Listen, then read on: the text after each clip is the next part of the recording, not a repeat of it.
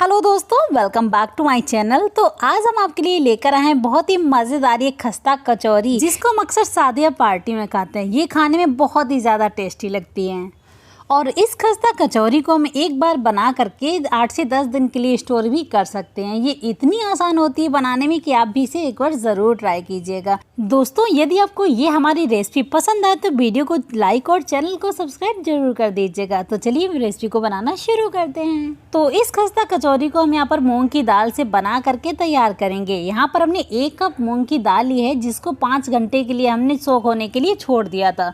तो ये देखिए दाल यहाँ पर अच्छे से भीग गई है, यानी कि बहुत ही अच्छे से फूल चुकी है।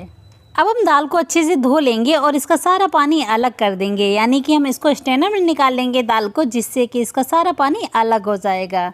तो चलिए, जब तक दाल से पानी नहीं जुड़ रहा है तब तक हम खस्ता के लिए डो लगा करके तैयार कर लेंगे। तो डो लगाने के लिए हमने यहाँ पे लिया है 2 कप गेहूं का आटा और उसमें डालेंगे आधा चम्मच अजवाइन। अजवाइन को हाथों से थोड़ा क्रश करके ही डालेंगे।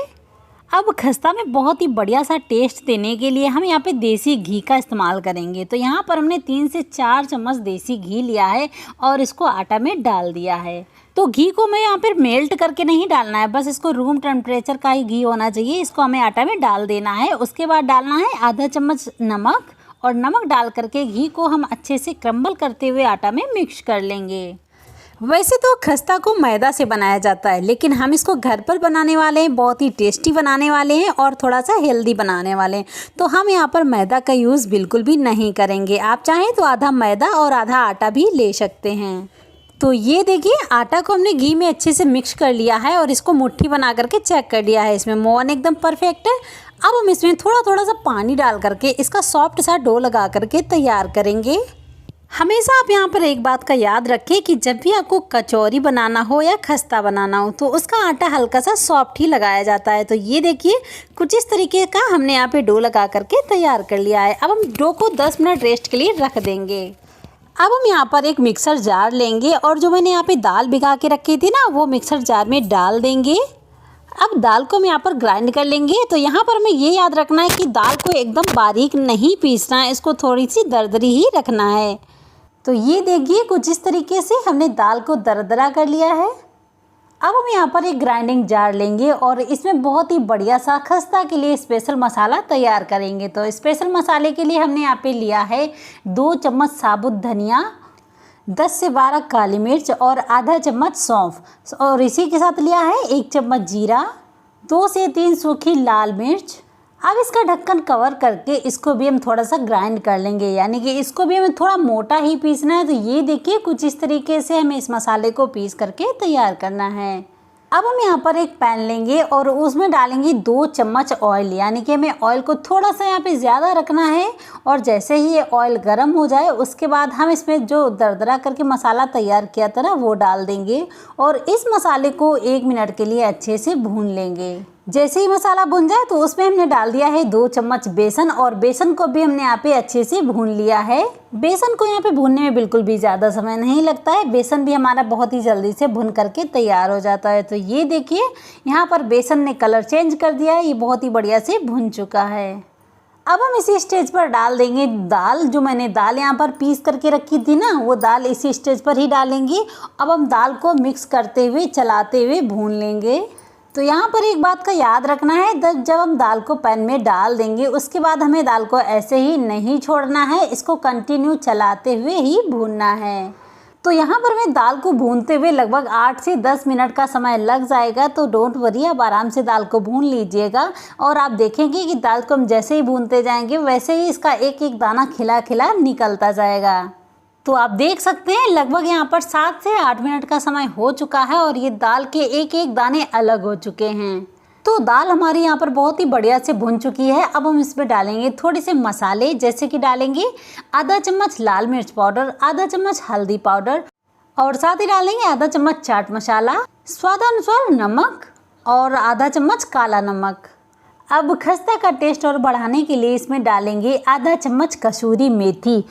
अब इन सभी मसालों को भी दाल में अच्छे से मिक्स करते हुए भून लेंगे, यानी कि 1 से 2 मिनट ही हमें और दाल भूननी है। ये मसाले भी अच्छे से दाल में मिक्स हो जाएंगे और पक जाएंगे। अब आप ये दाल देख सकते हैं, इसका एक एक दाना खिला खिला दिख रहा होगा और ये दाल अच्छे से पक चुकी है। तो अब इस स्टेज पर हम गैस की फ्लेम को बंद कर देंगे और दाल को ठंडा होने के लिए छोड़ देंगे। तो ये देखिए, ये दाल थोड़ी सी ठंडी हो चुकी है। 5 मिनट के लिए हमने इसको पंखे के नीचे रख दिया था, अभी भी हल्की गुनगुनी है। तो अब हम इसके छोटे छोटे से पेड़े मुट्ठी बांध के रख लेंगे ताकि मैं खस्ता बनाने में थोड़ी सी आराम हो जाए। तो ये देखिए, कुछ इस तरीके के हम इसके छोटे छोटे पेड़े बना करके रख लेंगे। दोस्तों, ज़रूरी नहीं है कि जब भी आपको खस्ता बनाना हो तब भी आप ये दाल की फिलिंग को रेडी कीजिए। आप एक बार ये रेडी कर लीजिए फिलिंग और इसको भर करके एयर टाइट कंटेनर में फ्रिज में स्टोर कर लीजिए और जब भी आपका मन करे खस्ता को आराम से बना लीजिए। तो फिलिंग हमारी यहाँ पर रेडी हो चुकी है। एक बार हम आटा को फिर से देख लेंगे, आटा को थोड़ा सा मसल लेंगे। अब हम आटा का थोड़ा सा पार्ट लेंगे और इसकी छोटी छोटी बॉल्स बना करके तैयार करेंगे। यानी कि खस्ता की मैं बॉल्स छोटी ही रखती हैं, लेमन से भी छोटी। तो इस तरीके की हम छोटी छोटी बॉल्स तोड़ करके तैयार करेंगे। अब हमें यहाँ पे आटा का एक पेड़ा लेना है और इसे हथेलियों से ऐसे राउंड राउंड कर लेना है। राउंड राउंड करके इसको हल्का सा चपटा करेंगे और इसे उंगलियों से इसे खींचते हुए थोड़ा सा बड़ा कर लेंगे। कुछ इस तरीके से हमें इसको गहरी कटोरी जैसे बना करके तैयार करना है। जैसे ही हम इसको थोड़ा सा बड़ा करेंगे, उसके बाद जो हमने दाल का एक पेड़ा बना करके रखा है वो इसके बीच में सेंटर पे रख देंगे और इसको चारों तरफ से हल्का सा उठाते उठाते इसको कवर कर लेंगे। तो कभी कभी आपने देखा होगा कि कभी किसी की कचौड़ी में बहुत सारा आटा दिखता है ना ऊपर, या खस्ता में बहुत सारा आटा दिखता है। तो आप इस तरीके से एक बार बनाएं तो उसमें बीच में आटा बिल्कुल भी नहीं रहता। ये खाने में भी ऐसे बहुत ही टेस्टी लगती है। अब हम बीच में हथेली में रखेंगे और इसको हथेली के किनारे से दबाते हुए इसे थोड़ा सा बड़ा करते जाएंगे। याद रहे, हमें इसको बेलन से बिल्कुल भी नहीं बेलना है, बस हाथों से इसको ऐसे ही थोड़ा सा बड़ा कर लेना है। तो यहाँ पर हमारा एक खस्ता बन करके तैयार हो चुका है। ठीक इसी तरीके से हम सारे खस्ते को बना करके तैयार करेंगे। दूसरा पेड़ा लिया है, इसको भी हम गोल गोल कटोरी के साइज का बना लेंगे और इसके सेंटर पर हम दाल फिर से रख देंगे और इसे चारों तरफ से उठाते हुए धीरे से कवर कर देंगे। कवर करने के बाद इसे हल्का सा राउंड राउंड करना है। उसके बाद हमें हथेलियों से इसको थोड़ा सा दबा देना है। तो इसी तरीके से हम सारे खस्ते बना करके तैयार कर लेते हैं।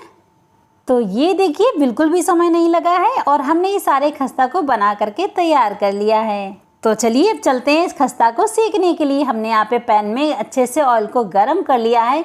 तो याद रहे, हमें इस खस्ता को सेकने के लिए ऑयल को बहुत ज़्यादा गर्म नहीं करना है, बस इसको टेम्परेचर लो ही रखना है।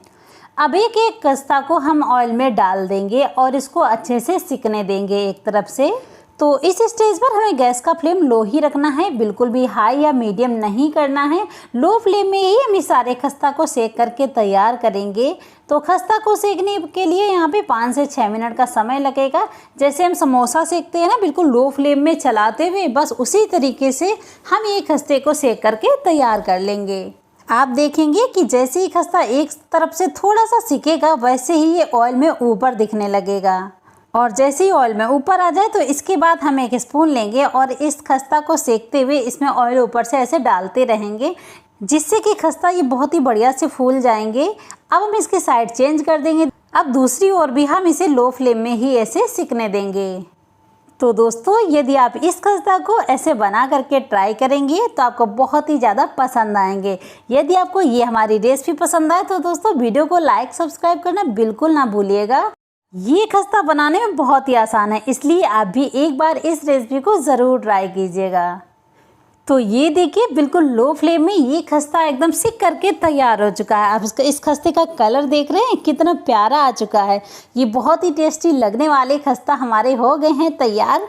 आप इस खस्ता को सॉस के साथ या सब्जी के साथ, किसी के साथ भी इंजॉय कर सकते हैं। ये चाय के साथ भी बहुत ही टेस्टी लगते हैं।